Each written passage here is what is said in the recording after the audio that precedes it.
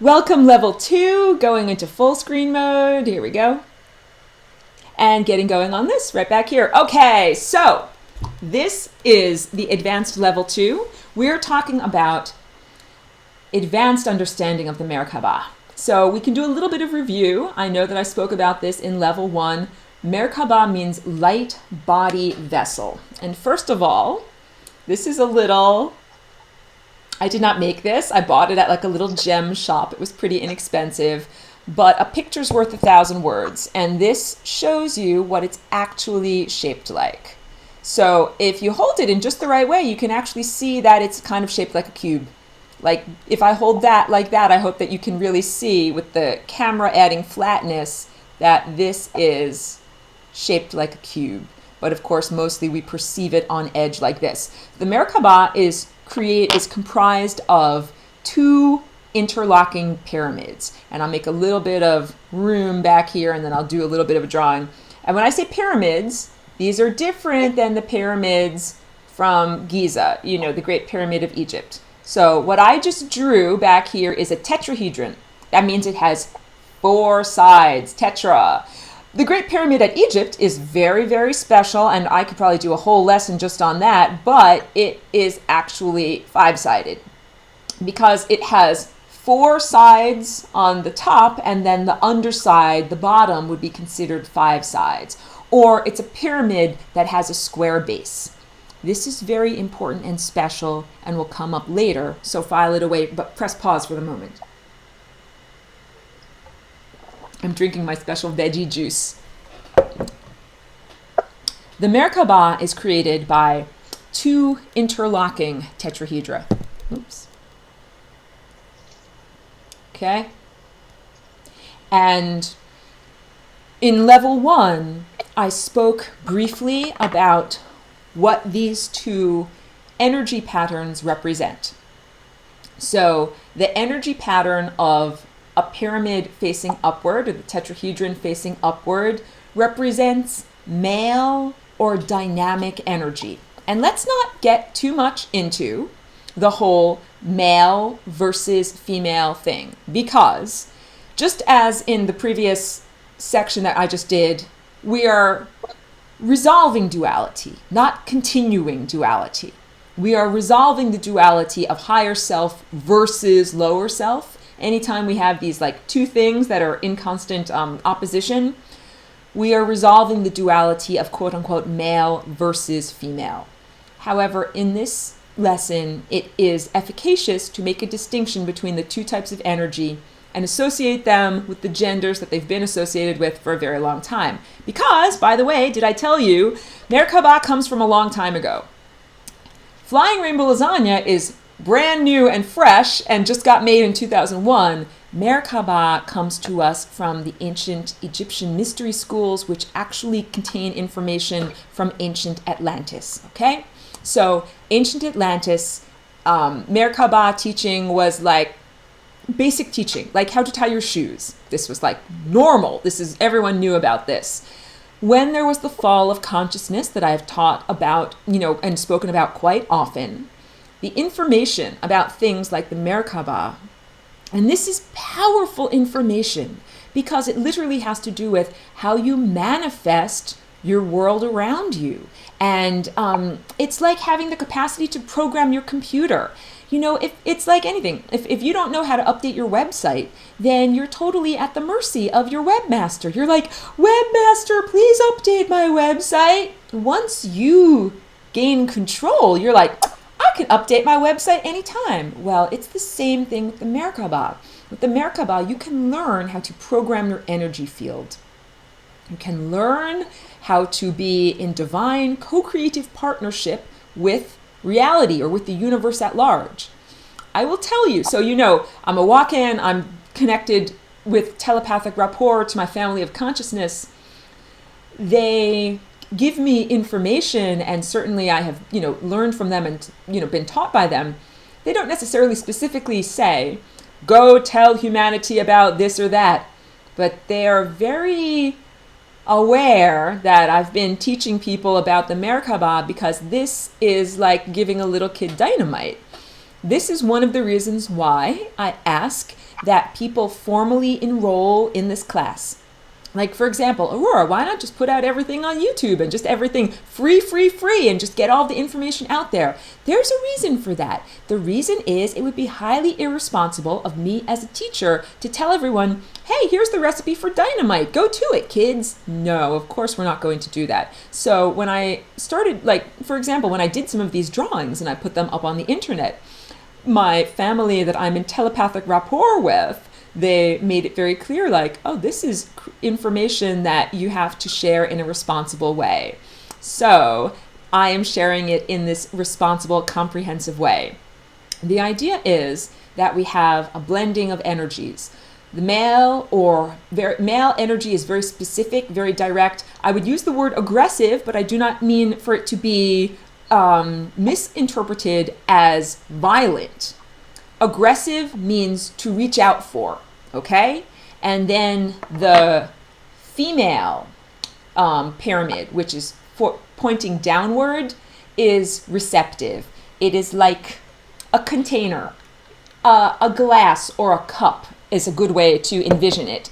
And it is receptive because it's the balance to reaching out or sending out. You also have to be able to accommodate and to receive. So let me just clear the ink here, and let me bring up some of these pictures and make them really big so that you can see them. So I hope you can see that back there, and if not, that you can see it on the Educreations at another time. This is a sketch that I did of a person sitting cross-legged in their Merkaba so that you can see how it coincides with the anatomy. Like one of the things that P.S. How do you make a Merkaba? You make it with your process of envisioning. I did not say you imagine it. I did not say you make it with your mind, because the mind that you make it with is not the hacked operating system that is your human mind. The mind that you make it with is your energy body. So just like I can pick up my pencil, and with my physical pencil I can draw a physical diagram. With my third eye, I can use my higher faculties to envision a Merkaba. And when we do this type of envisioning, it is a very real act of creation. So, like if I asked you to close your eyes and envision a purple banana, and if you did it, and then if I said, now like really envision it, like what does it smell like? What does it taste like? What does it feel, the squashiness of it? Does it have green spots or red spots on it? Like all of these things. The more that I ask you to embroider your envisioning of the purple banana or whatever it is, the more vivid it becomes and the more energy you put into it. So it is the same thing with envisioning the Merkaba. Like if I were to ask you to envision a letter A, most of us could do that because in early childhood we spent many hours laboriously learning how to trace a letter A. So now your mind and perception can do it without a physical pencil. It's very similar to how we envision a Merkaba, all right? So for me, very visually oriented, I learned about it through drawing it. Some people are very kinesthetic. They learn best by sitting in an actual pyramid. And I've seen them, they're pretty cool. I've seen some made out of copper. They're made out of like copper tubes, and you can actually sit in it to feel what it feels like. Female and masculine, and then kinesthetically what it feels like. So female and masculine, these are aggressive and receptive. And this is the whole balance of creating the Merkaba. This is the whole balance of why you do it. And I also need to talk about the flower of life and not to get stuck in the flatness of the flower of life. So there's a couple of topics that I'm going to be doing here. So one of the first things is, I hope you can see like the way that this person's body is positioned. When you sit, cross-legged or quote unquote Indian style, your legs automatically make a V shape like this with your behind over here. So it's very easy to envision that your two legs sticking out become two of the faces of pyramid, with the other face of the pyramid being like a flat window in front of your face. And here I am making this, oops, I hope that it's like nice and large so that you can actually see it. Here you can see the person with like a window in front of their face. Let's talk a little bit about what type of vehicle this is, because this is a vehicle for transport, but the type of transport that it is a non-physical transport, or a, let's say, less, I'm just changing my chair here, less physically centered transportation. Don't get stuck in the form. I know that right now the experience that most people are having is mostly a physical experience. So you think, oh, a Merkaba is a vessel, like my car is a vessel and I can get into it and drive places with it. Yes, no. I will answer in anecdote form. I was sitting in my backyard 2 years ago on a beautiful sunny day. I was performing the Merkaba. So what is the difference between just sitting there versus performing the Merkaba? Performing it means that I specifically sat in the meditation pose, used my system of perception to envision these pyramid-shaped fields around my body, and then I performed it by envisioning the pyramids beginning to spin. Okay, so this is the big thing. You start off with, just like if you're a musician, you start off with learning the music. Figure out what you want to say. Then you practice, then you perform it. With performing the Merkaba, first you have to learn how to envision the pyramid, and you have to figure out what you want to say. This is analogous to programming your computer.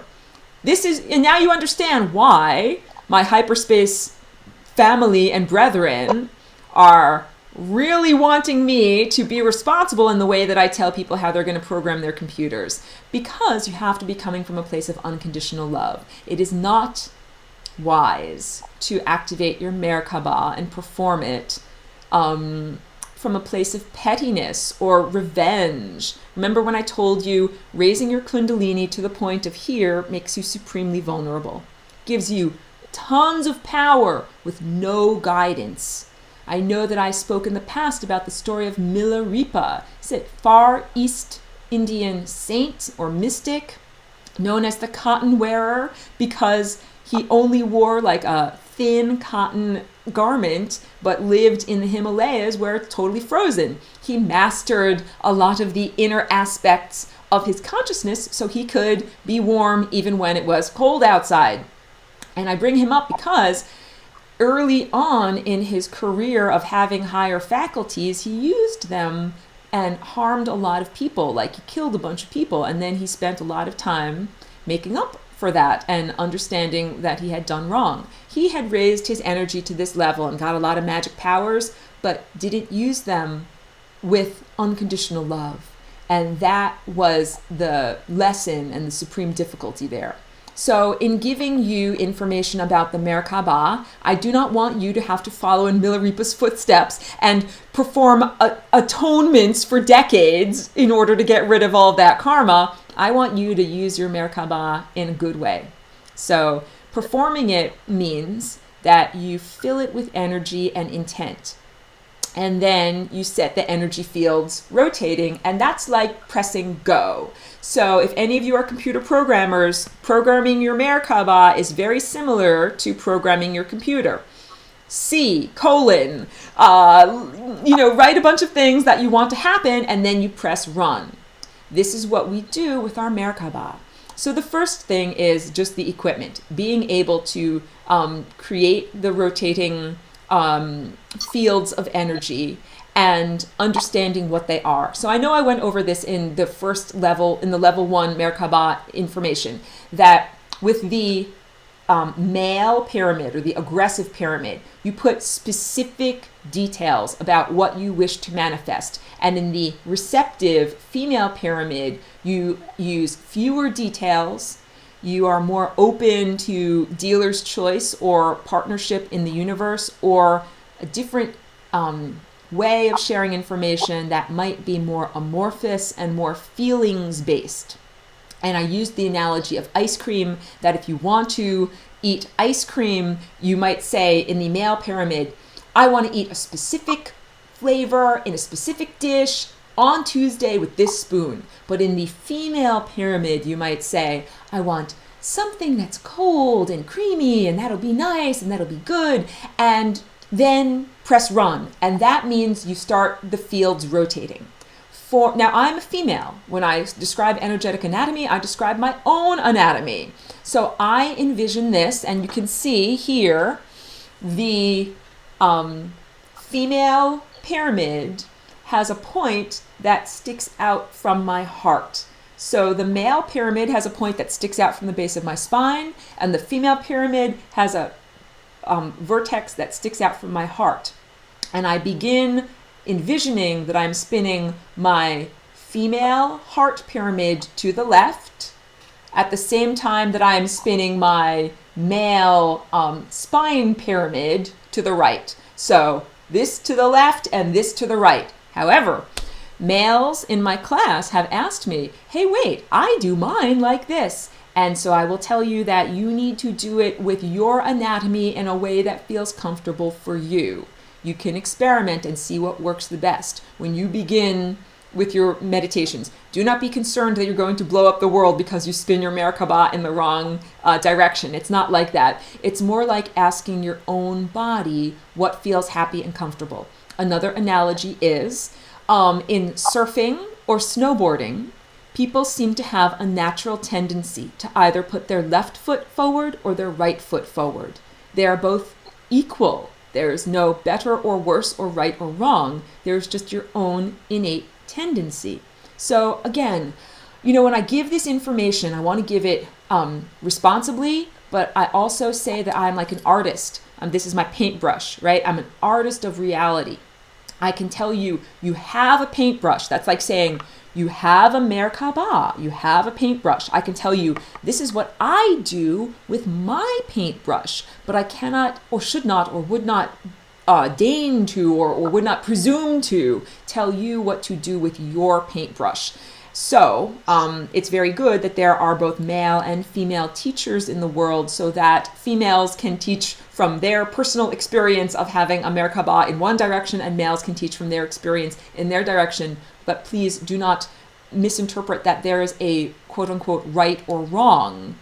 The only right or wrong in this has to do with the intent and what you actually manifest.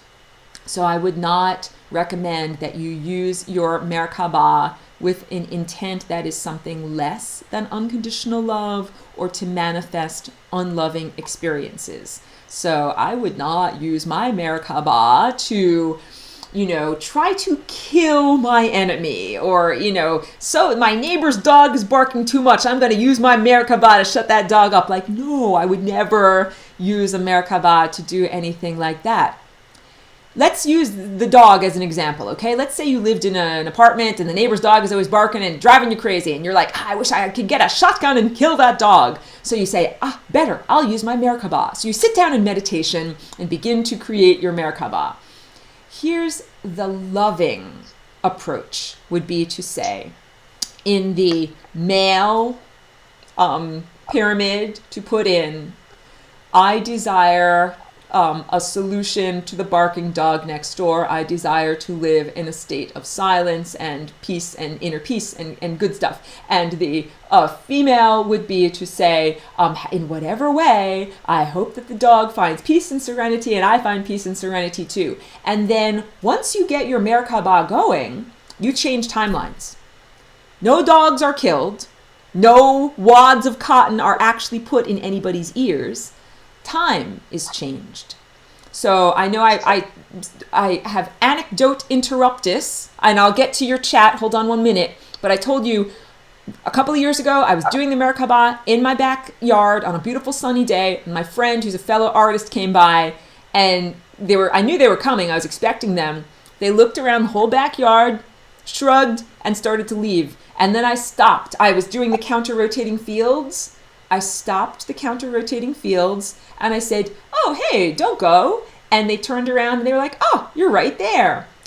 Chair in the middle of the backyard, unmistakable. So what it means is that when I sat in my Merkaba field and I got those pyramids rotating, this person who came along did not perceive me. They did not perceive my physical or my energetic structure because I wasn't a part of their reality. I was in between reality. And when you land your Merkaba, you land in a new reality. So if you programmed your Merkaba for ice cream, then you get into your Merkaba, get the things whirling and twirling, get your energy field spinning. And then when you stop spinning your energy fields, you are now in a new world that contains ice cream. You have literally traveled into a new dimension that now contains the ice cream that you wished for and desired. It's a new way of thinking about travel. It is not linear travel over distances. It is travel over timelines because, as I was saying in the earlier level 1 broadcast, you're made of timelines. And sometimes it's very nice to have this, beginner material and advanced material next to one another because we understand that all of those foundation ideas apply even at the higher levels of advancement. Let me check out what said down here in this chat. Mike's question: is there a connection between the difference between male, female, Merkaba orientation and ability to love?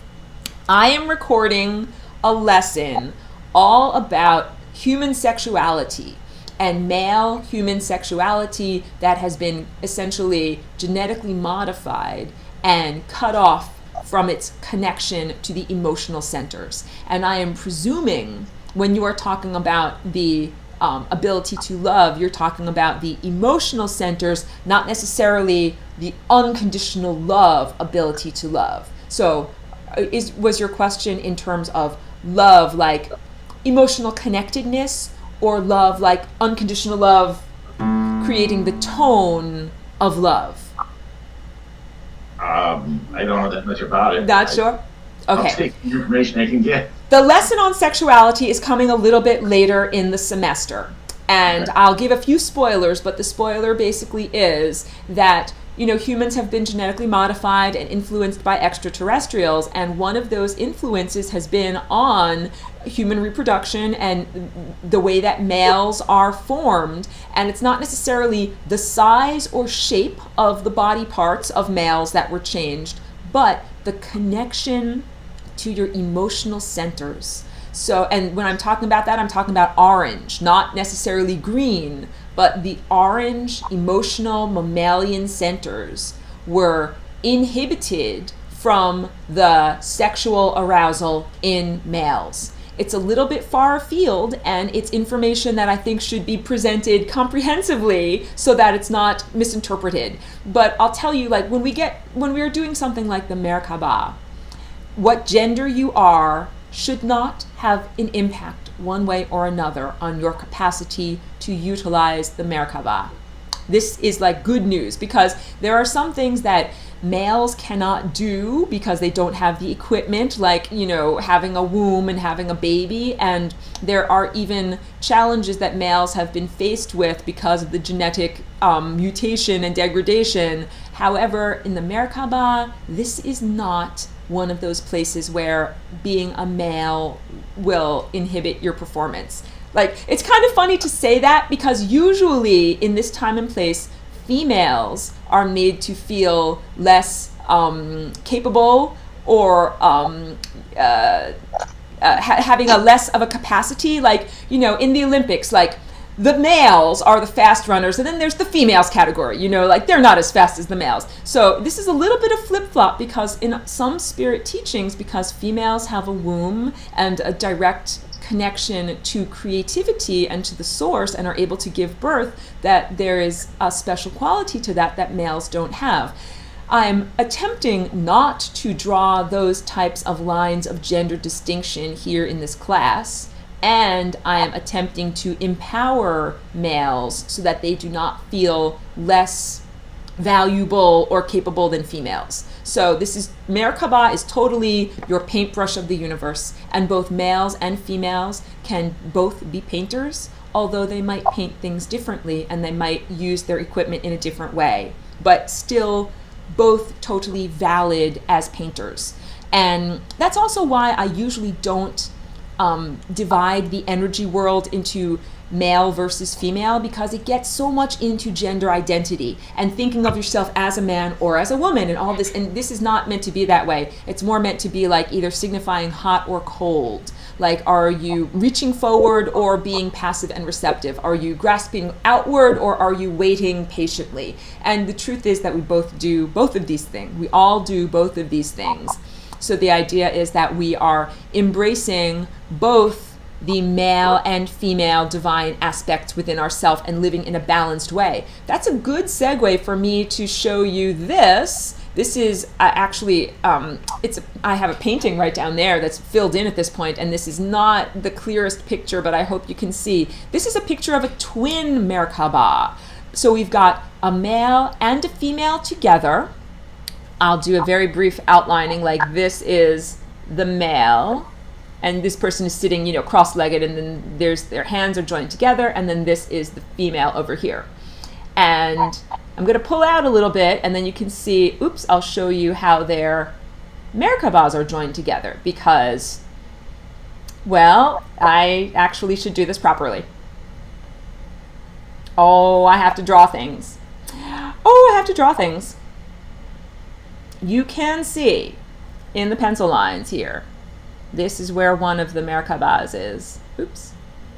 And this is where the other one is. Oh, I don't know why my pen doesn't work when I want it to. There we go. Well, what I'm trying to do is highlight the interplay between the chakras and the Merkaba. And this is actually perfect because that's what that painting is all about. And instead of trying to draw it laboriously on this painting while you're watching, I'm going to bring it up here. Oh, hold on one moment while I bring this up. So the Merkaba we see is made out of straight lines, hard-edged lines. And my artwork is made out of circles, and your chakras are made out of circles. So that's one that I want to show, and I'm going to bring up another picture too. I hope that you can see these, and I'll work on the lighting situation to be able to be more visible. Okay, so, alrighty, behind me here. This is the line drawing for the painting that is ironically enough behind that screen. You can see, so when we talk about the Merkaba shape, we are talking about one of these star tetrahedron, come on pen work, one of these star tetrahedron shapes, all right? And if we had another one at 90-degree angles, I would call that a double Merkaba. One of these star tetrahedron shapes comprises one set of chakras. This is one set of chakras. Remember how I said that chakras are like spinning wheels, like bicycle wheels? These are bicycle wheels on their side, instead of being like this on the road, they are like this. And you can clearly see how this is made of two of those sets. We've got one like this and one like this. How do we integrate this world that is made of energy that is moving in a circular pattern like this and energy that is moving in a linear pattern that creates shapes like this? This is my specialty. This is what I created. So, because the Merkaba is ancient information that comes from Atlantis, was held in stasis through the Egyptian mystery schools and through the teachings of Hinduism and Buddhism in the Far East. So I talked about your hara, this is your belly center, your orange emotional center, that comes from the Far East. The word kundalini, that comes from the Far East. Chi and prana, that comes from the Far East. The word chakra, that's from Sanskrit, that comes from the Far East. These are all of these beautiful things that were kept alive during the time of humanity's amnesia. I'm going to have to pause this thing in the back and then I'll get it going again, but I'll get those pictures back up again. This has everything to do with integrating the energy that flows in a circle and the energy that flows in a line.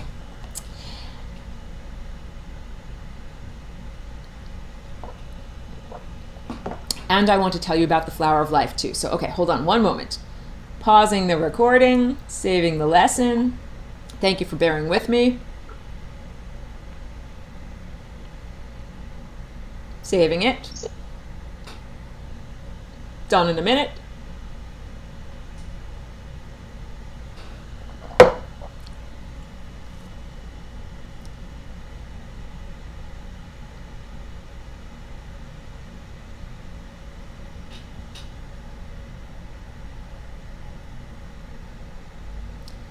So a lot of New Age teachings and literature use the flower of life, but they use it in a very flat, disempowering way. So this is what it's all about here. I'm just bringing up that habit so that you can see it. Flower of life. Here we go. This is the flower of life. I didn't draw this. This is something that many people have drawn many times in the past. Okay, guys, so the flower of life, I'm going to highlight here in the middle. 1, 2, 3, 4, 5, 6. It's created off of 6. You can't really see that well. Let me make it darker. 6 hexagonal grid, hexagon-based or equilateral triangle-based grid. However, this is based in a cube. I'm going to draw a picture of a cube. And we're going to talk about perspective, because when I draw this cube, you're using perspective. So the nice thing is, yeah, you can see that little cube right there. The nice thing is you're all trained.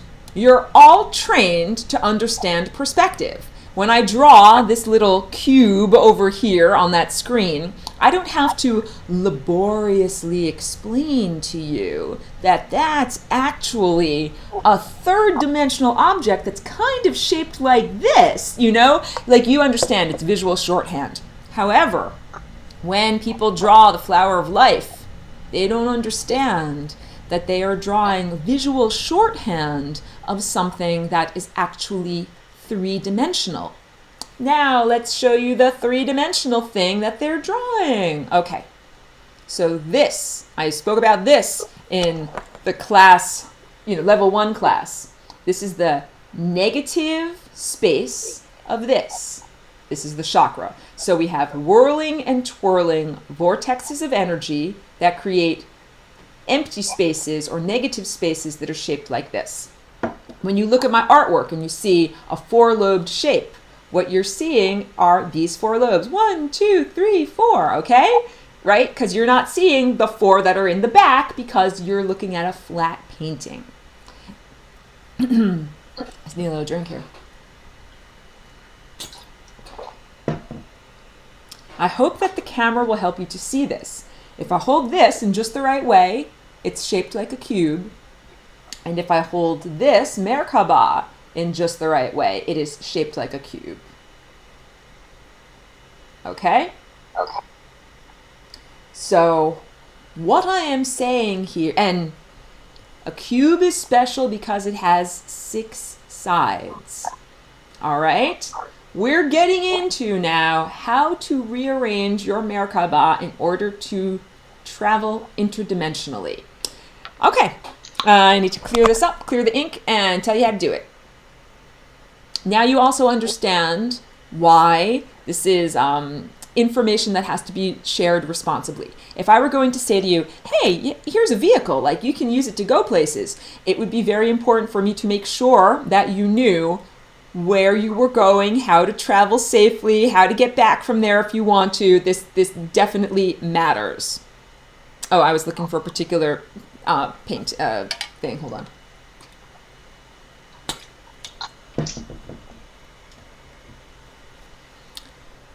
Let's count.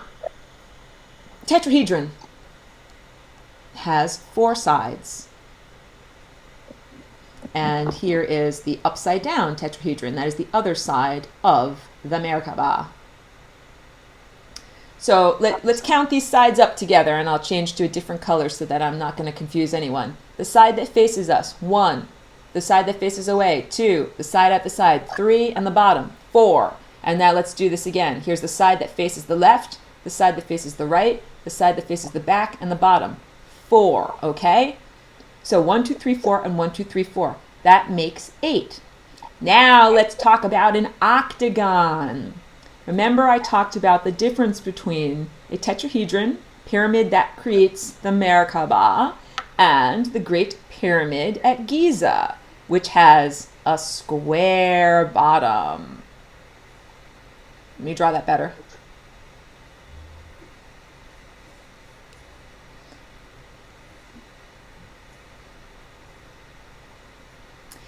Okay, I also spoke and said that the pyramid, like the Great Pyramid at Giza, has technically 5 sides because it has side that faces us, side to the right, side to the left, side to the back, and of course the bottom. That would be 5. Let's say that we don't include the bottom. Let's say that this is a pyramid that is just walls, the top and side, and nothing on the actual bottom. And let's turn it into an octagon.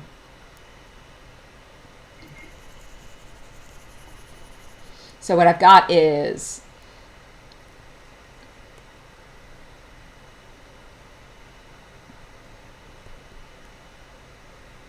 and I've also got one on the bottom. Okay, so where I'm putting this orange color, that is hollow. That's hollow. There's nothing in there. Okay, so that's like a cone, like an empty ice cream cone, and there's another empty ice cream cone on top.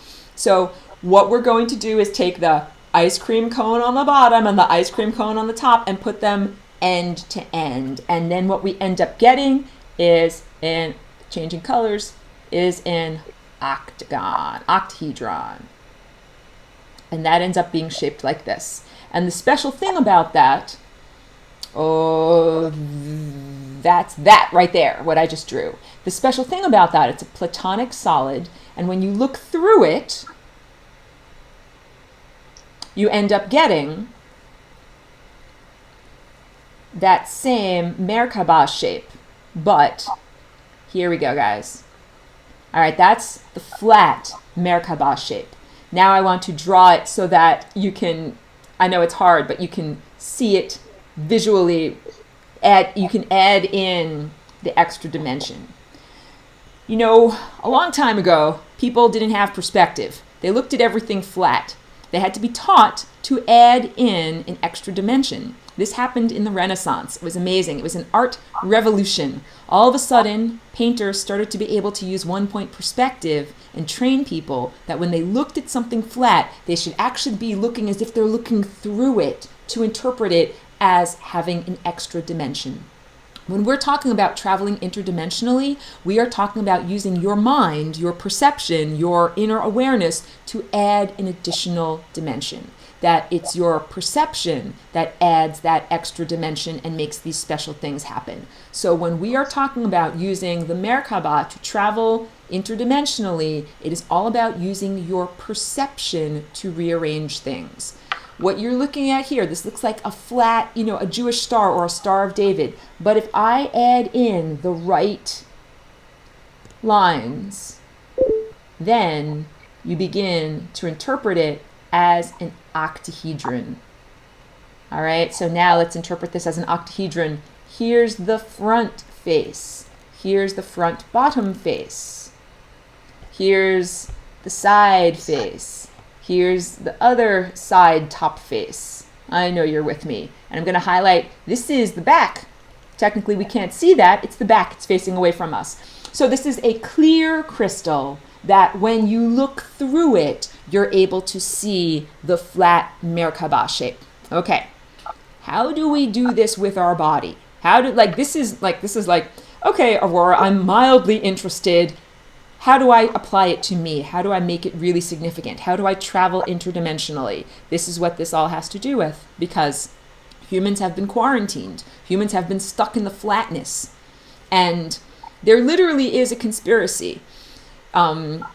Literally, the same beings that created your hacked operating system of your mind and that would like to prevent you from accreting light in order to create your light body, would definitely like to keep you from knowing about things like the flower of life and the Merkaba. But once the information gets out, the best that these overlords or oppressors of consciousness can do is to distort and diminish the significance of that information. So the flower of life is already widely disseminated. Drunvalo Melchizedek is a good teacher, and he wrote a couple of books about it in the 1970s that became very popular. And now at this point, like, you see this pattern all over on greeting cards and on earrings and on t-shirts and every single different thing. It is being used very unconsciously, though. That means that instead of being used as something that will increase your awareness and bring you towards greater freedom, instead it is being used to diminish awareness and keep people flattened out.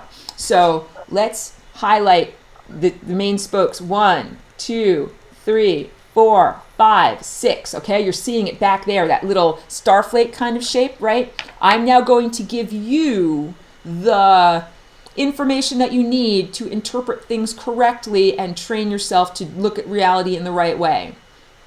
If I hold this, and we know that this has 8 little lobes on it, but if I hold it in just the right way in front of this camera, you will interpret it as having 6 lobes. Here we go. 1, 2, 3, 4, 5, 6. And this one is foreshortened. You don't see it. And there's one that's sticking out in the opposite direction towards me that you also wouldn't see. All right? So if you looked at this painting back here, you would say, ah, it's the flower of life. You wouldn't be seeing this guy right here. And you also wouldn't be seeing this guy back here. You have mentally edited out those 2 lobes, those 2 aspects of reality.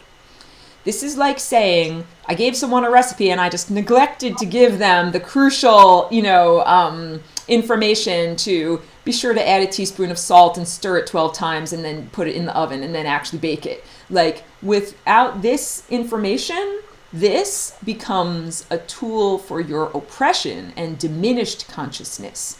It's like saying, I gave you partial information, not full information, and instead of setting you free, that just maintained your diminished state of lack of awareness. So the crucial connection is that the flower of life, what you're looking at here in flat 2-dimensional rendering, is actually showing you something that is 3-dimensional and is connected to your chakras.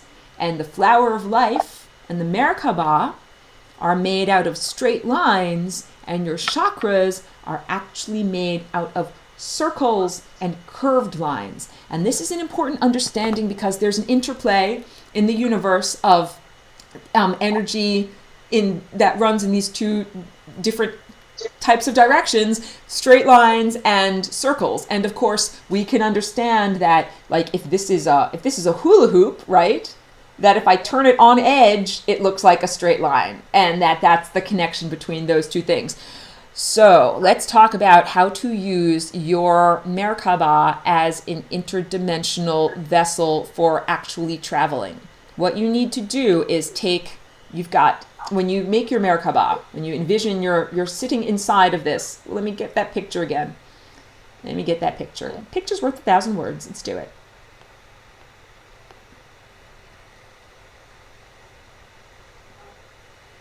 Here we go.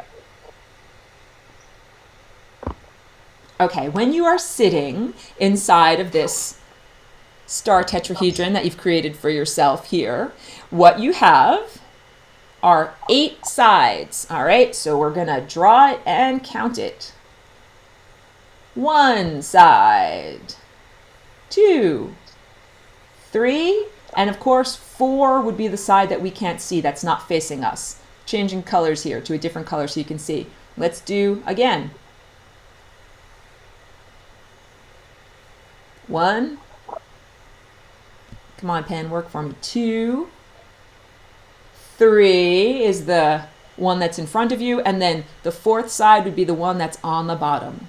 So the key here is that we have 8 sides total. And what we are going to do now is rearrange them. We are going to make it so that we have I want to draw this big, and I hope you can still see it. I'm just clearing everything so that you can really see it.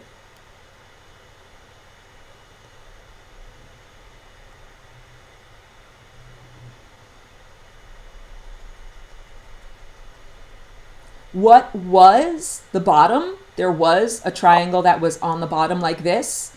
Well, we're going to take that and we're going to move it up around to the side like this, so that what we get is a Great Pyramid of Giza.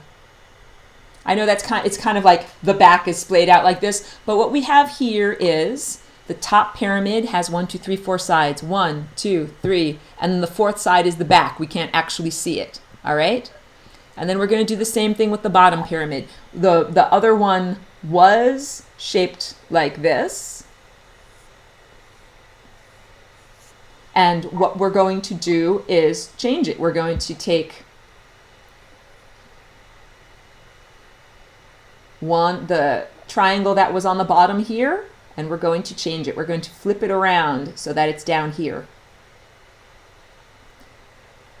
And then you have a pyramid like that. And what I'm going to do then is bring these two pyramids together, and what you end up getting is a beautiful octagon. Sorry, octahedron. That is shaped kind of like that. This is very challenging because I'm drawing pictures of something that's actually three-dimensional, but is the understanding that when I do this, when I change from this format to this format, I'm using my perception. In the same way that if you look at a piece of artwork and interpret it using perspective, you're using your perception. You are not physically changing a flat piece of paper into an actual cube when you look at it. You know intellectually it's a flat piece of paper, but you have used your system of perception to add an additional dimension to what you have there so that it looks three-dimensional to you. When you do this with the Merkaba, you are adding another dimension with your system of perception. So the basic idea of the Merkaba is that you can sit in it and you can use it for protection. You can create it as a field that says, I send out and send away from me anything that is unloving, anything that does not serve. I mean, I do this with my Merkaba. Program it to be a rotating shield that reflects off any energy that is not purely loving. And at the same time, the vertexes be programmed to be receptive to beautiful, loving energy, because those are the things that you do wish to come in. And this is the first program that I would recommend running for your Merkaba, and I talk about this in the level 1 information, and I'm happy to go into that further, because you can do just a Merkaba around your pineal gland, and you can also do it around your whole body. You can program your Merkaba to be going even if you're not specifically maintaining it. So these are things like, just like on your phone, you can have an app that's running in the background, like, you know, a map or GPS application. You can have that running even while you're talking on the phone, you know, or even while you're using the calculator. The map app is still running.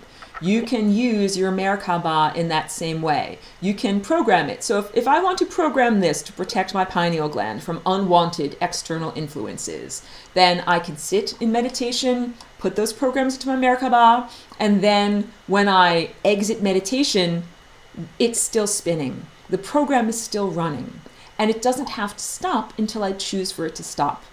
So Merkaba programs stop running when they A, run out of gas or run out of intent, or B, when you program into them that they should stop running, or C, if there's some thing that makes it no longer possible for them to run. You know, like if you program your Merkaba to always paint with purple paint, and purple paint never is manufactured again, it obviously cannot run.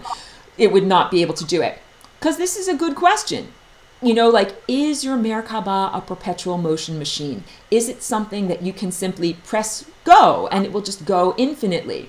No, it's not like that. It's kind of like some legislation in Congress has a limitation programmed into it. The type of idea that it is going to run for 4 years and then have to be renewed.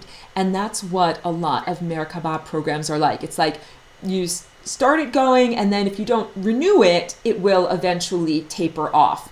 So it's essential, if you want to run certain programs, like that you renew them, that you keep them going. And other programs, you can be like, this is a one-time only event, or I need this for this time, or I need this. And the better and more explicit you become at your programs, the more you will receive what you desire to receive. This is all about becoming a divine co-creative partner with the universe. So that you, first of all, you're not a bully. You can't be a bully to the universe and be like, I'm going to make you do this, whether you want to or not. No, no, no, no, no. You have to be a divine partner, and you have to seduce the universe and be in partnership and say, hey, wouldn't it be beautiful if we did this together? And, the way that you do anytime that you're trying to work together with any entity, be it a romantic partner or a collaboration with musicians or artists or a business partnership, it is important to produce that unconditional love tone, to give and receive equally. So Merkaba is the literal practice of giving and receiving equally. It must be done in a state of unconditional love. And when you start to do it, you can actually create the events you would like to create.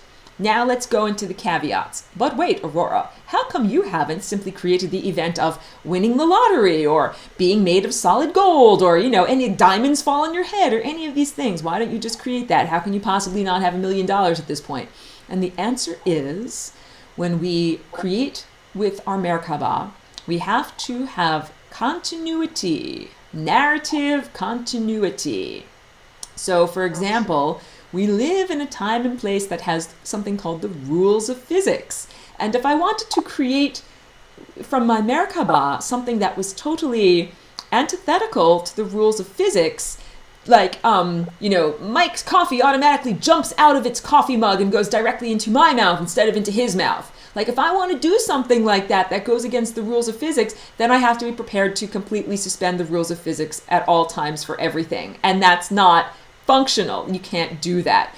It's like saying it's a collaborative story and you have just picked up your pen and you need to write the story in a way that integrates with all of the chapters that have come before. And all of the chapters that have come before actually take into account this thing called gravity and the rules of physics, and they don't involve magical movement of, beverages from one container to another across time and space. So this is why, it's why I'm here. It's why I'm here. How come we can't just wave our magic wand as an interdimensional being and poof, everything is fixed on Earth? Because we have to work with the pre-existing narrative structure and invent and create new pathways that will bring us to our desired outcome. So I definitely want to open up to any clarification. Yes, here we go. Got a question down there. Mike asks, the Merkaba is then more accurately represented by 2 5-sided pyramids. Yes, if the 2 5-sided pyramids are not 5-sided, but hollow. If they don't have a bottom and they're just the shell, like the pyramid at Giza. It's just, if it were just 4 walls or the outer 4 walls with no bottom and it were hollow. Because I didn't go into that. One of the amazing things about the pyramid at Giza is that all of its faces are equilateral triangles, and all of the faces of the Merkaba are made up of equilateral triangles. There's amazing numbers magic that starts to happen when we start to look at what happens with triangles and angles. Like, we've got an equilateral triangle like this, and all of the angles are 60 degrees. But interesting things start to happen when we put together 4 triangles that have 60 degrees like that. The Great Pyramid at Giza, when you look at its profile like this is actually at its apex, that's actually a 90-degree angle. That's part of the magic of the Great Pyramid, that out of all of these equilateral triangles, you end up with a 90-degree triangle. I will tell you this, and I know we're heading into, Great Pyramid is a little bit off topic, but it has to do with the shape and everything. I might do a whole lesson just on that. The Great Pyramid is absolutely extraterrestrial technology. It has so many different aspects of number theory and number magic programmed into it that it performed a function when it was functional, but now that it's no longer functional, it's just like an empty relic.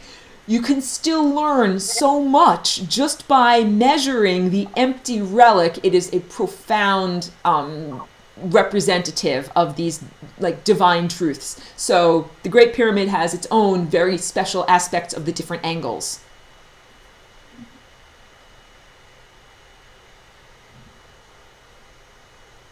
So using the Merkaba is an art form. It's not necessarily something where there are hard-edged right and wrongs, always and nevers, even though I like to say always create from a place of unconditional love and not from a place of pettiness. I think that I shared this story last semester about when I first started doing the Merkaba, and this is many years ago, and feeling just a lot of frustration and pissed off anger, and just one day just sitting down in my Merkaba and just saying like, I should just have tons of money and, different things like that. And like, it is the ultimate case of be careful what you wish for, because you might have your wishes literally fulfilled, but it's the ironic wish fulfillment department of the universe. It's fulfilled in such a way so that you cannot actually make good use of it. And then you have to learn to craft your wishes much better. Learning to create and program your Merkaba is like learning to craft your wishes extremely well. So another thing is, I spoke about the Merkaba, and that's what I have here. This is like one of these shapes that has a triangle like this and a triangle like this. And that's one of the chakra shapes, which is the hourglass shape, or one set of chakras. But we know that chakras have two. We have these two perpendicular hourglasses. So really, in order to create a Merkaba that's fully multidimensional, it needs to look like this painting up here. I'm going to turn off the projector so that hopefully you can see the painting itself a little better. There you go. This painting itself is, I know it's got color in there, but it is made of two overlapping Merkabas. And I'll show you the line drawing for it here on the image. On the right over here.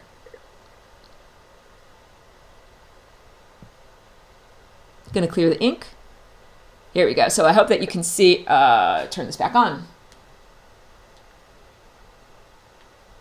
Oh, I hope it's going to work and not have to do some kind of crazy thing. Well, anyway, the line drawing for this shows, do it, good. I hope you can see it though. Here we go.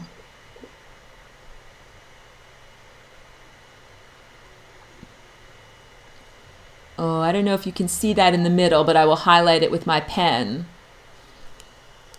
We've got one set of chakras that's the wheels are going like this. And now we've got the other set of chakras where the wheels are going like this. All right, and now I'm going to remove that so that hopefully you can see it better, and also zoom out so you can see it a little bit more too. But now you understand. This is the drawing for the painting that you have right above you there, and this is one set of chakras. And then you have the complementary set of chakras that goes like this. So I am giving you a very difficult assignment, advanced class. The assignment is not merely to envision, this right here, what this person is doing, the single Merkaba double star tetrahedron. If you really want to begin traveling interdimensionally, you're going to have to envision two of them, one at 90-degree angles to the other. This is truly the advanced Merkaba lesson here. It's like trying to juggle many things, and I will tell you that I am still practicing it and trying to perfect it myself. I'm just going to pause this recording in the background because that's all done, and open the class to any, here we go, 2B.